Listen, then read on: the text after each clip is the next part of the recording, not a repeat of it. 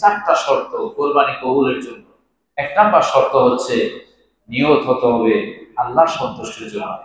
আমাদের দেশে আমরা অনেক সময় ভুল করে ফেলি। আমরা বলি ভাই এই গরুটা কার নামে কোরবানি হবে? বলে এটা আমার বাবার নামে, আমার নামে, আমার ছেলের, দুই ছেলের নামে, আমার স্ত্রীর নামে। কোরবানি বাতিল হয়ে গেছে, শেষ। আমরা কোরবানি আর কাজে লাগে। কারোর নামে কোরবানি হবে না। কোরবানি হবে কার নামে বলে? আল্লাহর নামে হবে। আমার পক্ষ থেকে, আমার মেয়ের পক্ষ থেকে, আমার ছেলের পক্ষ থেকে, আমার ভাইয়ের পক্ষ থেকে, আমার মায়ের পক্ষ থেকে, আমার বাবার পক্ষ থেকে, সব হবে পক্ষ। নাম হবে কার? ভুলেও বলবো না এটা আমার নামে হবে, আমার মার নামে।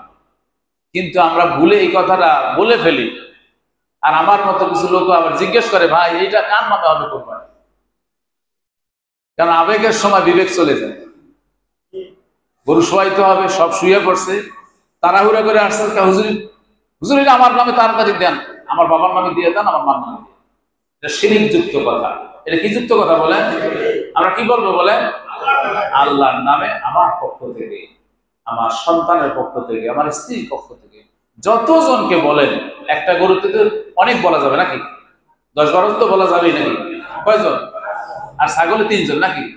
যত বড় হোক একজন, আর গরু যত ছোট হোক। সুবহানাল্লাহ বলবেন না?